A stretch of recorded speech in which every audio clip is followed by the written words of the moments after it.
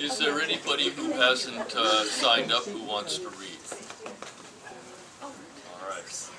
We've got about 15 on the list if we count our featured readers coming back up. So we're in that kind of awkward age between 3 and 4 minutes if we want to get out by about 5. So if you can keep your read to under 4 minutes, and if it's less, then we're all good by 5 o'clock. I'd appreciate it. Welcome to the open mic at Burnin Down the Barnes. Thank you all for coming, and to Grace and Sharon for their feature read.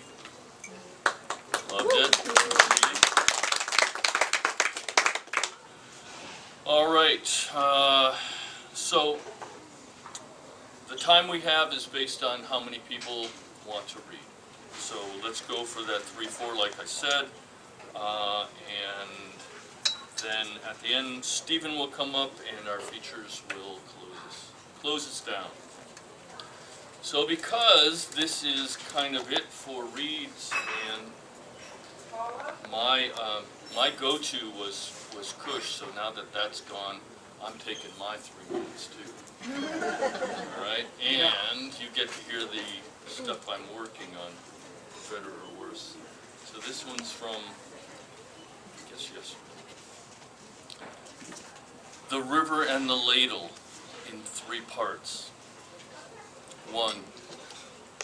On the sill of the window, she planted her seeds in red plastic cups on a white paper towel. At the end of each day, with a small wooden ladle, she'd give the seeds water and spill not a drop. As days turned to weeks, she tended with care, where she hung the small ladle on a nail on the wall. At first light of morning, she'd look for a sign of something green sprouting in the cups on the sill. Spring turned to summer, fall turned to winter, with a small wooden ladle on a nail on the wall. 2. A man who heard voices passed by a garden when he walked to a river that flooded each spring. Often he'd listen in the quiet of evening when a red sun was setting with the garden in bloom. A lavender vine grew at the gate with a worn wooden handle and a latch that was broken. When dusk had gathered, he'd walk home by streetlight to a room without windows and read till he slept. Sometimes he'd dream of red cups of daisies seen in a window in the first light of dawn. 3. No one remembers. No one was present. Some say it was May, or maybe September. But they walked through the garden, with its wooden gate swinging, where they picked every daisy and wrapped them in ribbon. These they tossed to the air, where they spoke to the voices, and watched the wild river drift them away. They watched for a long while, where clouds above gathered, as daisies and ribbons floated downstream. They didn't hold hands in the late light of morning when they stood at the water with their backs to the rain. First up, Charles Thielman. Come on down.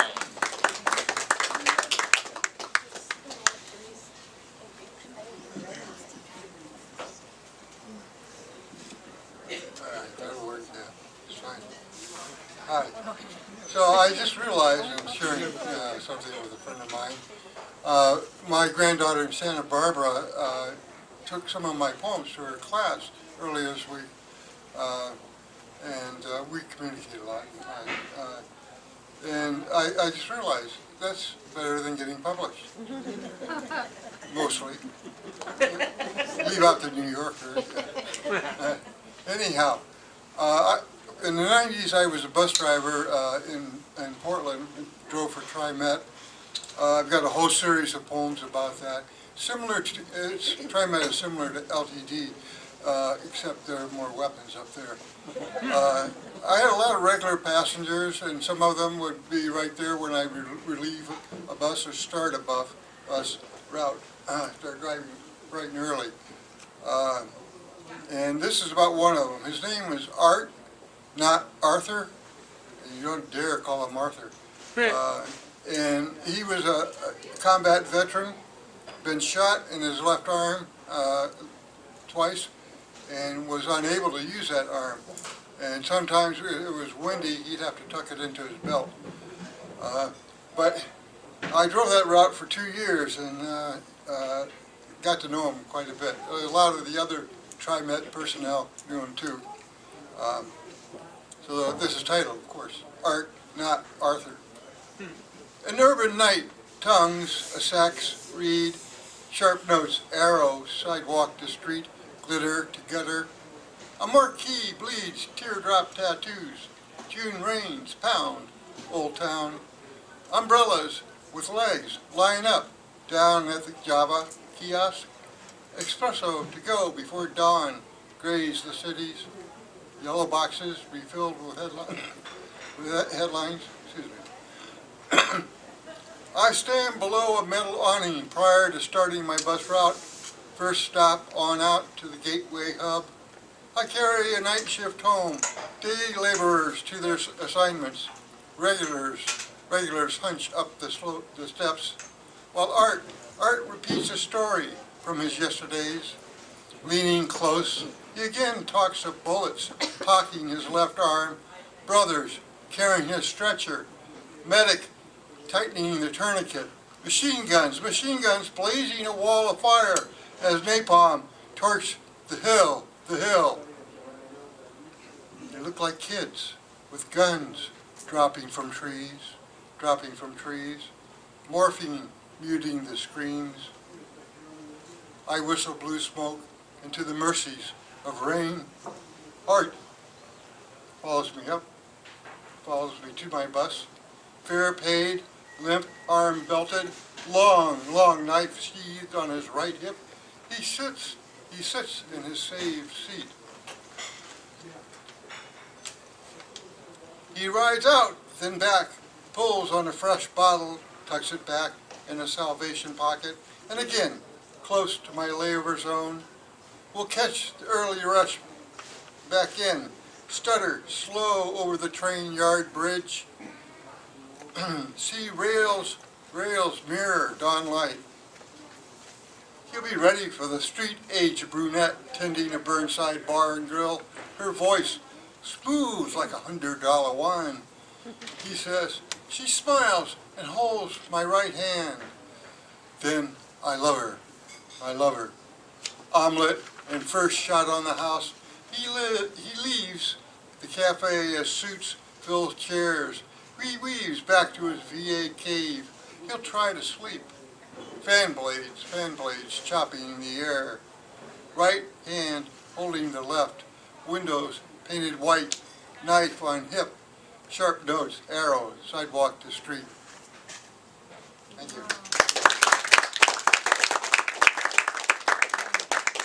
Thank you, Charles. Next up, Jules.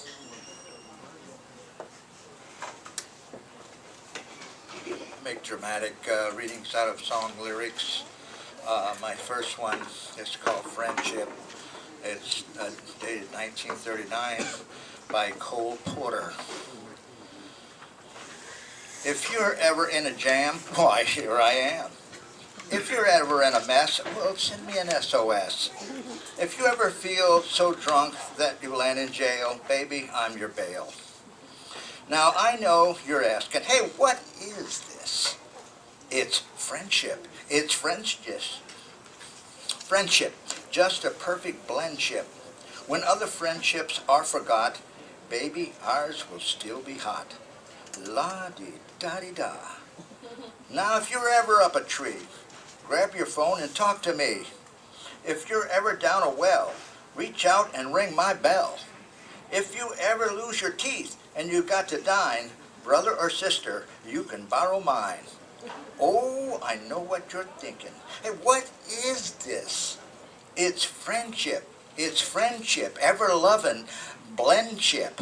When other friendships have been forgot, ours will still be hot. When other friendships are coming in late, our friendship will be for goodness sake. La-di-da-di-da. Takes two to tango. Al Hoffman, 1952. You can sail on a ship by yourself, take a nap or a nip by yourself. You can get in debt on your own. There are lots of things you can do alone. But it takes two to tango, two to tango, two to really get the feeling of romance. Let's do the tango, the dance of love. You can haunt any house yourself. You can be a man or a mouse by yourself. You can act like a king on a throne. There are lots of things you can do alone, but it takes two to tango. Two to tango, two to really get the feeling of romance. Let's do the tango. Let's do the dance of romance. You can fight like a champ by yourself. You can lick a stamp by yourself. You can be brave on the phone. Yes, there are lots of things you can do alone. But it takes two to tango, two to tango, two to really get the feeling of romance. Let's do the tango. Let's do the dance of love. And the last one is from Thoroughly Modern Millie, as sang by Carol Channing, and it's called I'm a Jazz Baby. My daddy was a ragtime trombone player. My mommy was a ragtime cabaret. They met one day at a tango tea. There was a syncopated wedding, and then came me. Folks think the way I walk is a fad, but it's only a birthday present for my mommy and daddy. I'm a jazz baby. Jazz baby, that's me. There's something in the tone of a saxophone that makes me do a little wiggle all my own. 'Cause I'm a jazz baby. Little jazz bow harmony. The Bollinger Jack walk that caused all the talk is just a copy of the way I naturally walk. 'Cause I'm a jazz baby. Little jazz baby, that's me. Rocking to sleep while the cradle went to and fro to the tune of a tickle-toe piccolo. Ever since it started to grow, I love to hear the music playing. I see my dear old mammy singing razzma jazz. And all that, as I want to do, all day through, is a razz my jazz ass. That's all I want to do. So play me a little jazz.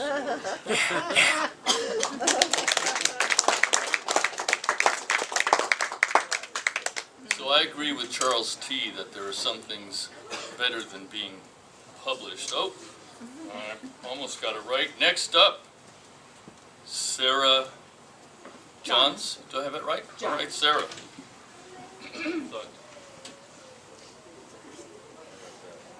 Sorry. Nobody gets it right. How about if we lower this? Sure. Can you all hear me? Okay. Spontaneous combustion. Politics all right? Yeah. Okay. Politics are okay. Oh, Sitting in politics the are, yeah. dentist chair, listening to grinding, feeling grit, choking on fingers and tools, attempting to breathe into calmness. Teflon Man's tweets rise above vibrations reverberating in my head. The attack of the day. Stupid, slimeball, and spreader of fake news. And I envision that angry orange dude with the strangest of, well, everything, sitting where I am, tilted back, mouth wide open, and I imagine his dentist building a wall, keeping vitriolic rancor contained, never to escape, pressurizing. And I imagine spontaneous combustion. This is called Warning Systems. Partially conscious in that delicious, sweet, waking dream time, a thunder boom with James Earl Jones delivery pulls me closer to being awake. I hear pelting rain against my window, and I see flashes through my closed eyelids. The clock radio finishes the job of squawking an alert. Severe weather storm warning capable of producing golf ball size hail. If you are in the path of this storm, take immediate action to seek protection. Well, now I am awake. I am excited by the thought of the hot dryness of the past few weeks being quenched. I am happy. I don't have to seek protection. I already have it in my warm bed. Aren't I the clever one? I am thrilled and energized by its capacity. Like Christmas morning, not knowing what's in those pretty little packages. The potentiality of joy and happiness is almost more delightful than the gift. And then the adult in me remembers that I do not have a garage. My pretty new blue car could be pinged by golf ball size hail. Would that be covered by insurance? Or would I forever be destined to drive a dimpled vehicle? I like that there is a service out there to warn and protect me against potential danger. What if? What if I could listen and hear the warning systems in my own life, be attentive to the dependability of my intuitive heart, and understand diverging points, to relish a delicious storm or seek shelter, to take immediate action to seek protection from a barrage of golf ball-sized problems, or let rational thinking be the fool. This trusting piece is mystifying. I know my heart knows, but I do not have conviction of faith. There are no guarantees that I will not live a dimpled life, but if I take custody of this heart, it won't matter anyway. Thank you. Thank you, Sarah. Sarah. All right, our next person is here reading for the first time. And what I was starting to say before is there are things better than being published. So that's all I'm going to say. Microphone. You'll just have to, could I ask you to scoot your chairs that way one space?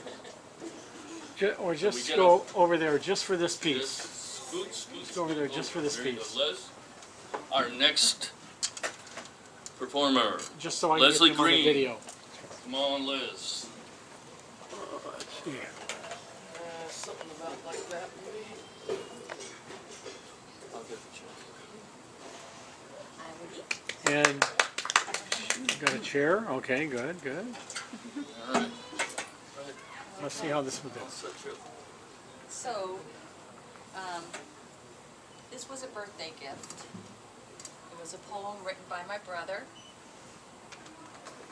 Charles. I know him. And I put it to music. Microphone. So, Yeah. All right. Can't give this a shot. Give it a shot. I have to see my lights. Oh, I think that'll work. I hear you. I'm not in my little blue room anymore, so. You're in our blue room. Yes.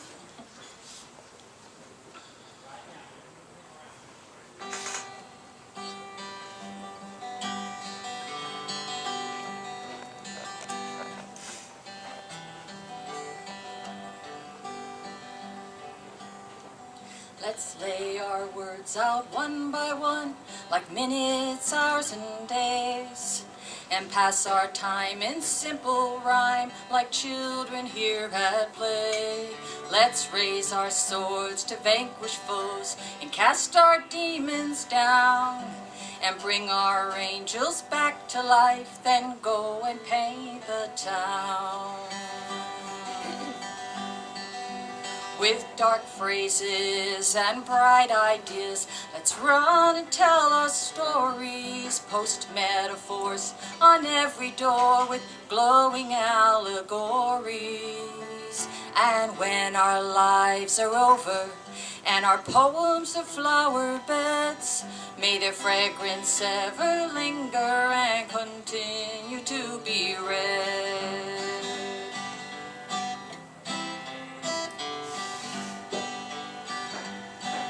Let's lay our words out one by one like weeks and months and years. And while the whole world worries by, let's write away our fears. Let's raise our pens to all our friends, and with us here still play, to write our words out one by one like minutes, hours, and days. And we'll worry not if we're forgot in decades soon to come, for all these words we'll ever share, our souls remember some, and they'll be free for all to see. So this to you I say, write your words out one by one like minutes, hours, and days.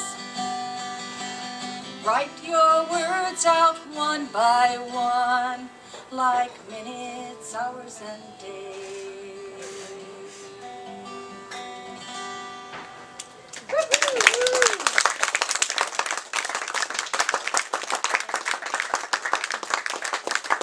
So the name of that song was Minutes, Hours, and Days, which is what my brother titled it.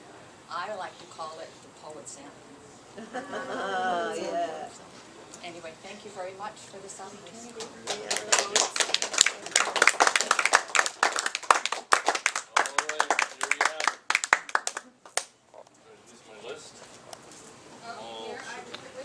Well, there you go. That's the show, folks. Maybe I can print the music. All right, thanks, Steve. Yeah, I got it extended there. All right, next.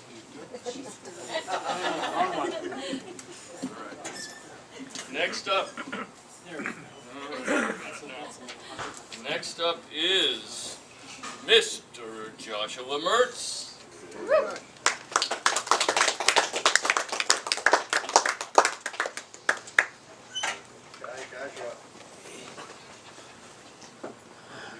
Now that's a hard act to follow.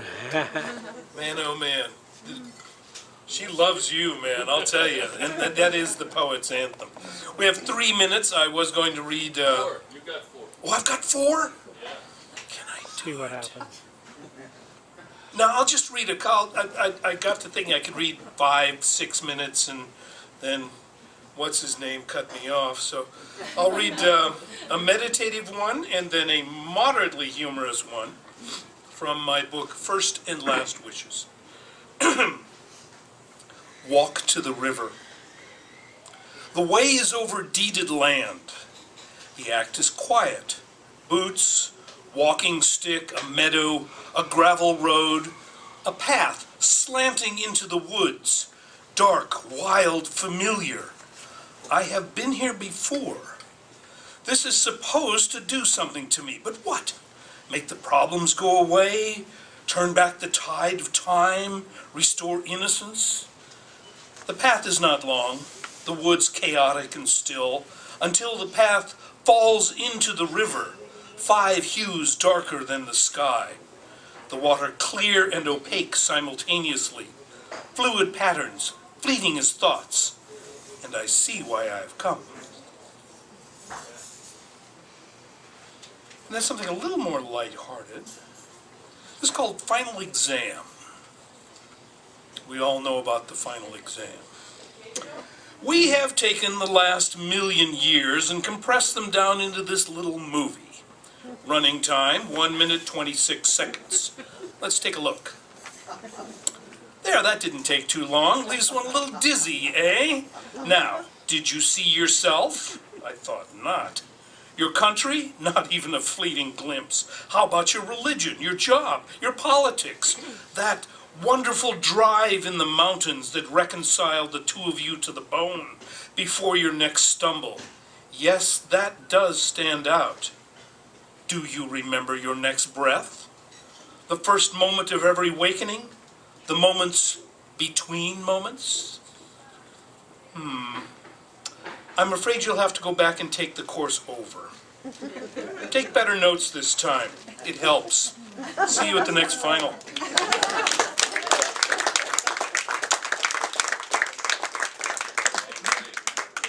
Next up, Rich Platts. Once, Rich. All right, I guess we lost one.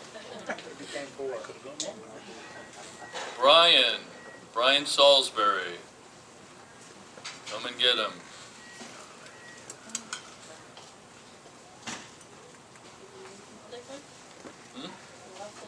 No, he's just slow. That's eating into your time, bro. Oh, well, let's see. I have one short original poem and maybe a humorous reading, a dramatic reading of the lyrics from a Song of the Witches, since we recently had a Halloween. Anyway, the first poem is Dicey.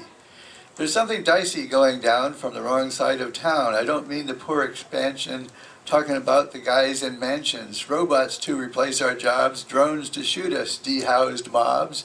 Today's middle class zips away to a zombie apocalypse. Between our classes you make a chasm. Firing gives you perks and orgasms. Open season like the purge sublimates your killing urge. You claim to be religious but want us dying under bridges. Golden shower rule. Accuse others bizarrely cruelty you plan to do unto them. Okay, Song of the Witches. You think you know witches from stories and such. Maybe alt-truth isn't asking too much. We gerrymander votes and hack them along. To stir magic cauldrons, you've got to be strong. It's grander than fiction, the life that we lead. Just think of your prospects, my darling, take heed. A sprinkle of glamour, a dollop of charm, trading security secrets and blackmail as long as your arm. Ask us to glance at your schedule next week. We'll rig you hacked voting that wriggles and reeks. Made of lies and psychosis and corruption too. Stir in emoluments and extortion to do. There's no need for vanity, no need for fuss. We know you're bursting to be one of us. We alt fact the truth, gained from climate change harm. Steeped in corporate secrets and bribery as long as your arm. Kidnapping babies to kill in the camps. Claim to like Christ but drink war's blood like vamps. Tyranny's tantrums have come into play, striking down snitches for what we don't say. Oh no, on the outside we look proper and prim, but we enforce nobility's ill-advised whim. Shameless and whining, we always ask why, for what cooks in our cauldron could call down nuke skies. We fought hard in favor when temptation arrived, threatening reporters and offering bribes. We'll do tyrants' biddings and fire off the nukes, though he murdered Khashoggi and Epstein. It just makes you puke. Tyranny's child has not broken us yet. Try as he might, not a drop will he get. Tyranny's tantrums have come into play, striking down snitches, shiny thing for a day. Oh no, it's when we are worried that you must take care and learn how to dance when there's blood on the air. The world is a dangerous place, little one, but you already know there are devilish deeds to be done. Wicked and strong with our Nazis and clans, straight-backed with incredible profit to hand. It's when we are frightened that you must take care, but we'll hack your votes again, darling, even if you dare. Tyranny's child is not impeached just yet, even if soon Nazi Pence will you get. He chants on pentagrams in dark rooms, but our Senate will kill impeachment, you loons. Oh no.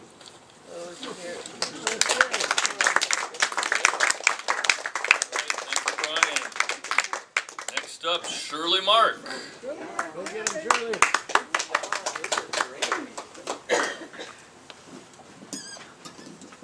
That's right, lower down. Yeah, you want me to do something with this too? No, you're good. No, I'm fine. Oops.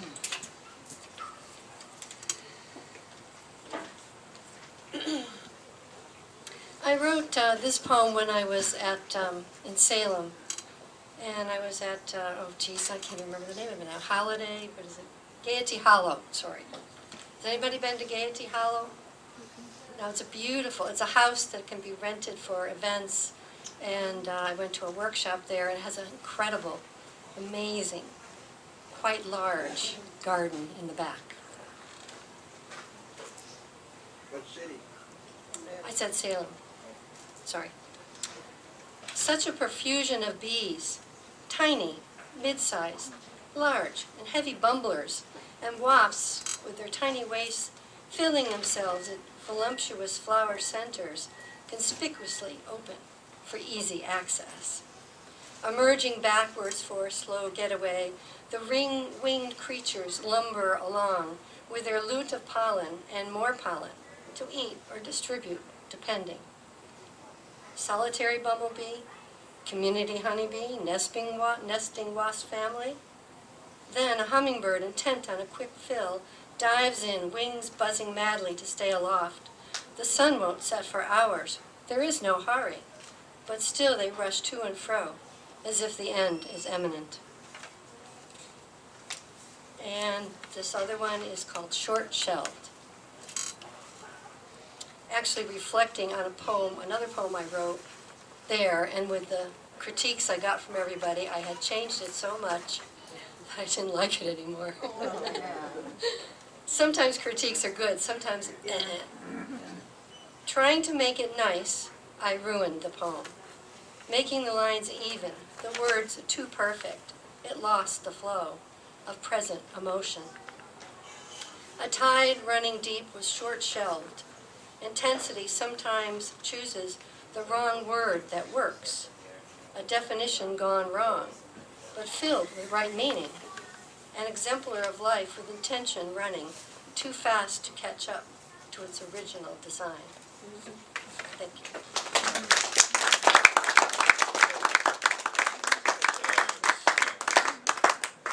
All right. Bill McConaughey. Oh, great.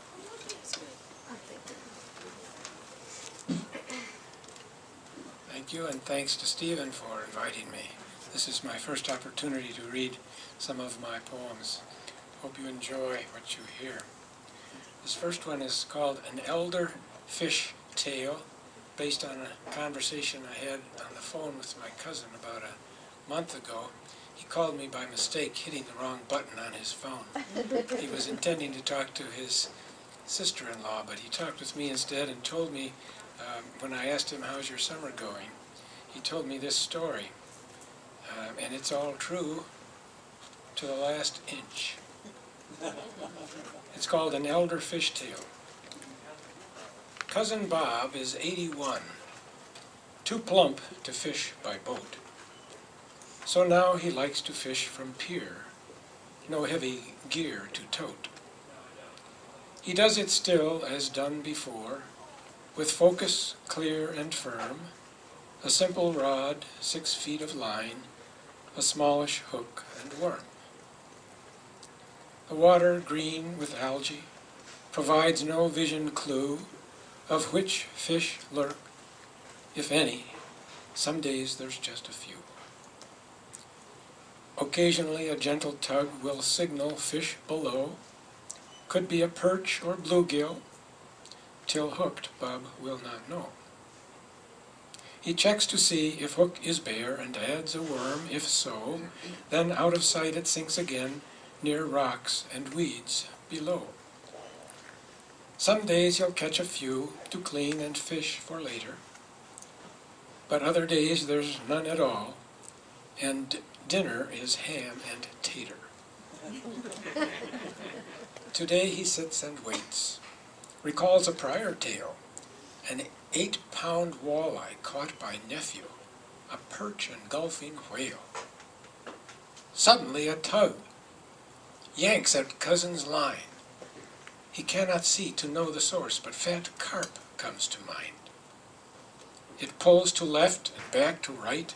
The rod bends down at tip.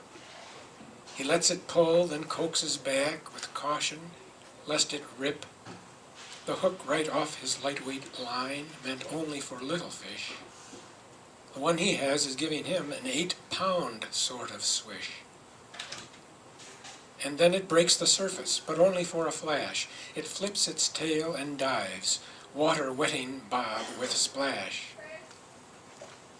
"A northern pike, by God," Bob blurts in stark surprise. He glances back for landing net, but none greets desperate eyes. The fish might tangle in the pier and break the lightweight line. Bob fears the worst, but mumbles, "Let's make this fella mine." A rowboat nears. 2 fishermen have watched the fight unfold. They scoop their landing net to heft the northern bold. As you might have hoped, this fishtail does not fail. 32 inches long was he when measured from nose to tail. So there you have my whale of a tale. I tell you it's all true. And the next time you are fishing, may it angle well for you.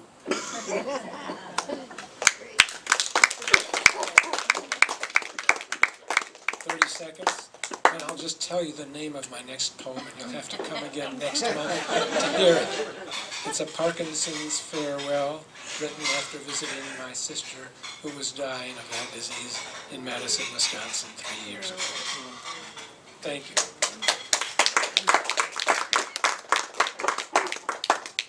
All right, next up we have Gary Battles. All right.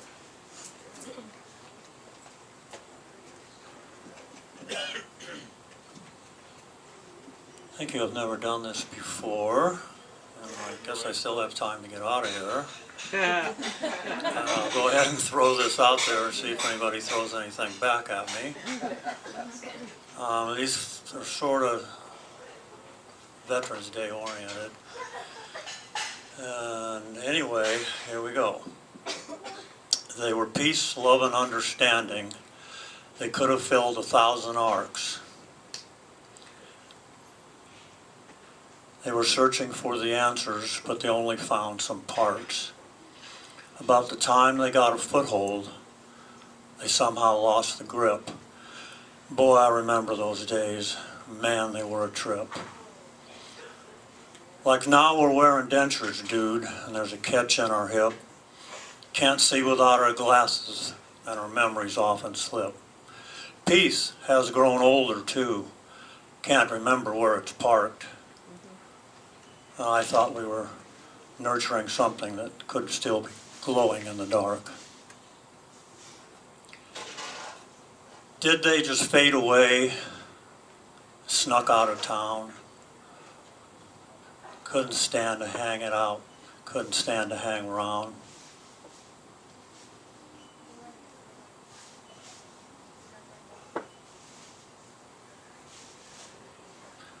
It's the beginning of the ending. The tale of a shark. There's no protests on campus. There's nothing glowing in the dark. Where are those other poets? Guitars like swords. To root out all this evil that's around us, that's for sure. Our words cannot be empty. The world is getting full.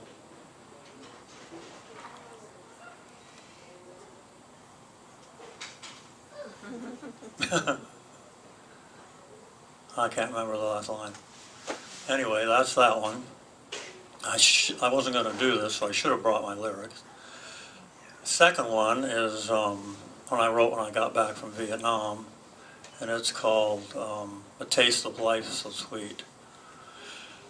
They were forced to kill at age 18 folks they never knew. Us boys all learned with each new dawn that guilt can stick right with you.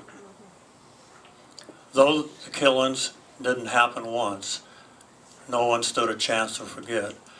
They happened all the time in Vietnam, and some haven't forgotten yet. But over out there, we're in the bars, and some are in the church. Some are both, some are neither, and some of us are a whole lot worse. Some came home to no home. I got spit on in the street, wondering, in war there's no taste of victory. There's nothing sweet. 58,000 young men died, not old enough to vote. And those that live through it don't know why they do it, but they're drunks or junkies or are taking a toke.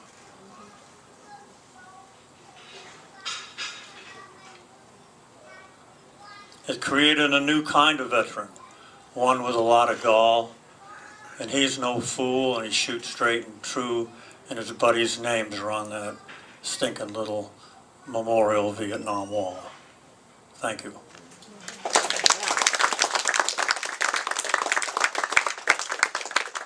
Thank you, Gary. All right. Next up, Mark Eberly. How many more? One more after Mark. Is Mark still here? Ah, snuck out. Who let that happen? All right, Joan. I know you will. I know you will. Next time, my friend. Next time. Joan, you're up. Yeah, I have to get my stuff that's behind you. All right. Remember, 4 minutes, my friend. All right. Don't make me get like that. Get the hook.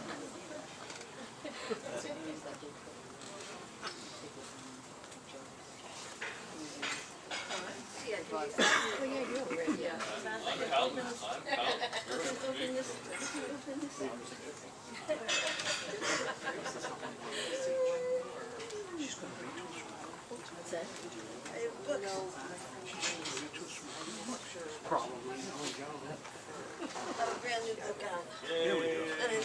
In January, I will read here from this book. It's called The Language of Stone, and I'll read you one poem from it now, and you'll get more later. And I've got about 71 stone poems here. This is called The Devil. The devil decided today I will be a stone. So he walked on this earth in the guise of a stone. And she who chanced to pass him on the road was moved to turn and kneel beside him and lay her hand upon him. 70 more in here.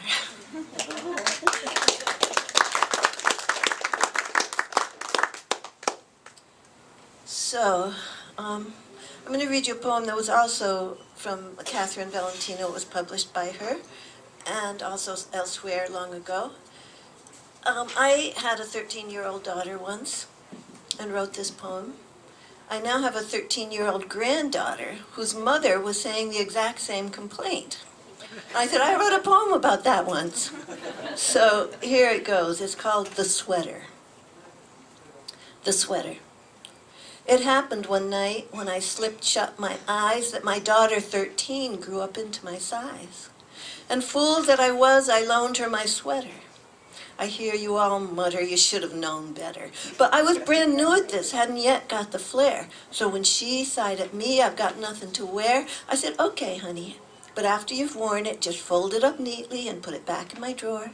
So it looks just exactly like it looked before. She flashed, thank you, Mom, you're really a dear. And snapped it up sweetly and returned to her mirror. The first day she wore it, its smile started to change. By the second day, its hair was rearranged, with a bald streak on top and in back a punk braid, and the music it played. Then it turned my closet into a video arcade. So my socks ate my sandals, and my boots shot my shirts, and my embroidered Indian cotton shriveled up on its shelf, and my faithful old wraparound curled in upon itself.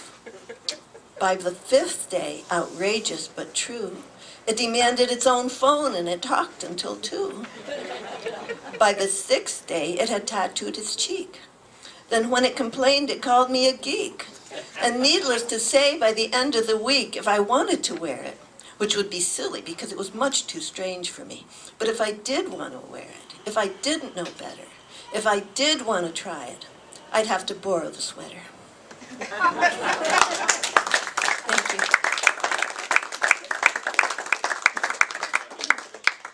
See you next month. All right. So that's our open mic. I'm going to bring Stephen up. I'm on the open mic. Oh, pardon me. See, you know. Stephen, C. Stephen Blue, come up and do it. All right. Yeah, I got a couple to read here. So, I'm going to read a couple, then I'm going to bring up our featured readers again for a couple of minutes to close this out. This one, Charles mentioned that James Otter's Page 2 Poetry Weekly Open Mic at Cush Cafe, now defunct after 5 years. This is a poem I wrote there. It's called Memories Mention, after Page 2 Poetry, Tuesday night, September 1st, 2015. If poetry is church, then what is a word? Is a word spirituality in the making? If you are the sunshine, then what is the sky? Is the sky the breath you are taking? What is the meaning if the gathering storm takes you up in its swirling grasp? Young people in love, lip-locked in their passion, momentarily free of the past. Lost in the kiss of Tuesday night poetry, the bliss of the moment in their eyes. Listen up close to the sound of the magic that comes in the midst of the prize. Surprise me not with your meandering moan. Cling to the moment like moss to the stone. On faraway beaches in a forgotten time, memories mention of a love so sublime. Thank you. I was a featured reader last Thursday at the Ike Box in Salem as part of the Salem Poetry Project, and this poem came from that. The Journey, after Salem, November 7th, 2019. This is my day to sing to the universe. I hope you like what I have to say. I'll try to make it a compelling recital with a little wisdom to help on the way. Always trying to keep the channel open, to see where it begins, to see it never ends, to see what is there, to see what could be. For the joy is not in the destination. It really lives in the journey. Thank you. Thank you. Okay, so I'd like to bring each of our featured readers back up for a couple of minutes, if they like.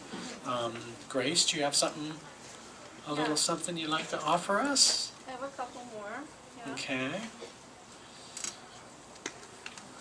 Come on, Grace Richards.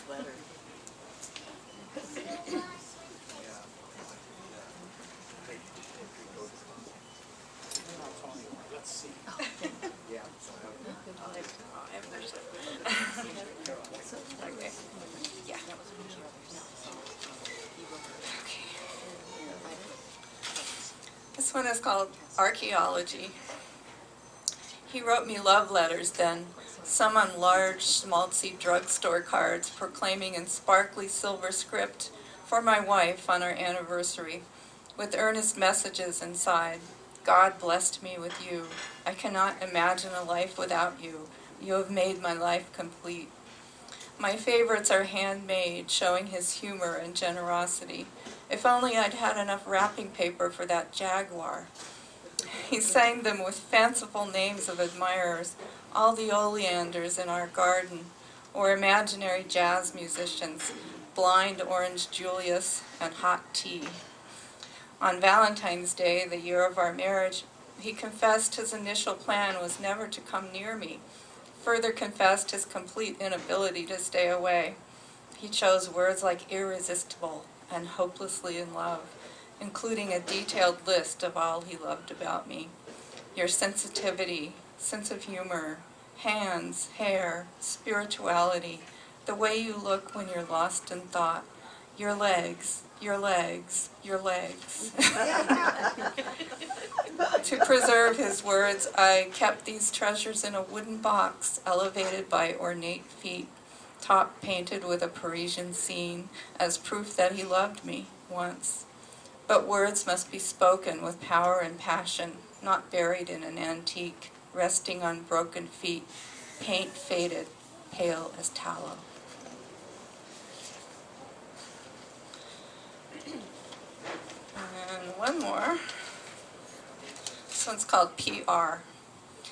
I want a glam shop like the poetesses in LA, their photos and bios posted online with three, always three, recently published pieces, a kind of trinity. We worship the words flowing down the screen, holy, pure, pristine, from some deep well of inner radiance and knowing. The pose, the clothes reflect cool sophistication, jacket slung over one shoulder, a wide-brimmed hat tipped over one eye, just so, forearms and hands in lacy, fingerless gloves, nails painted purple or blue, a carefree, fashionista attitude. These images seem ineffable, yet the poems speak, appearing on the page, hallowed and miraculous as a virgin birth. No awkward coupling, no bloody mess, no pain.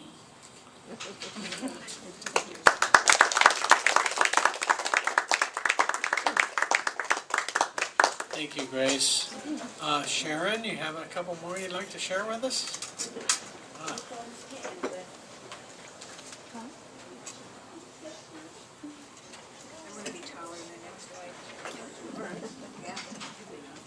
Yeah, you couldn't do it. Thank you all for coming. This has been fun. And Grace, nice to read with you. I'm going to end with two poems. The first is about a lake I visited once, never got back, but oh, the adventure of it all. Bear Lake, Alaska. North of Talkeetna, past Trapper Creek trading post, we stopped for a tank of Tesoro and a snack of jerky. The proprietor offers to fly us into the bush. Bear Lake for the weekend, 30 minutes by plane. No people, he says, but a tight one-room cabin, a boat, some canned food. He'd pick us up Sunday. Trustingly, we park our small trailer behind the single gas pump, lock the Red Scout, and wing our way in his 4-seat Cessna. Dew covers the boat. The sullen sky baits a hesitant sun as we zip up, pull on caps, push off into chilled water. The stillness as we paddle makes us speak softly. A pair of loons glide alongside. They're wailing the haunting cry of the north. Lake trout and grayling rise. Beavers at the narrow end of the side channel slap and slide. Later, we pan-fry fish on a propane stove. Open tins of beans, Alberta peaches. We fall asleep entwined under dank Hudson Bay blankets, oblivious to the dazzling light of the midnight sun. And he did pick us up. I worried about that. And I'm going to end with the color yellow. I love the color of the butter yellow. And yellow butterflies bring happiness. When she relocated to her new home, I gave my darling niece a teapot, bestowing lifelong advice. Every home needs a touch of yellow. Days later, a friend wrote she was wearing the butter yellow sweater I gave her on a blustery day. There have been other yellows. First daffodils of spring, summer sunflowers, my citron slicker, daisies. He loves me not. The gold ring on my finger. I slice fresh lemon for tea, spread local honey on toast, sing my only sunshine. I admire the canary a friend keeps in her kitchen, the melody of his song. I remember Dagwood and Blondie in the Sunday Funnies. Snap up Atlantic Avenue and Marvin Gardens playing Monopoly. Watch out for children as yellow school buses pull up to the curb. I bake lemon meringue pies. Buy butter to spread on sweet corn. Make goldenrod toast for Sunday night suppers. Center the table with beeswax candles. Keep curtains open as the moon rises. Thank you.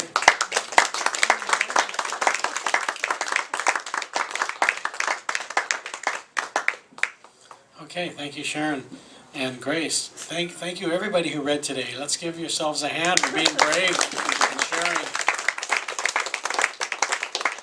Okay, so that's our event for this time. I hope you'll come next month when our featured readers, it's actually going to be a book launch for Terra Incognita, and it's on the back of our flyer back there. Terra Incognita, Oregon Poets Write for Ecological, Social, Political, and Economic Justice. So the poets in the book will be here to read their poems from the book, and it'll be a fun event, so hope to see you then.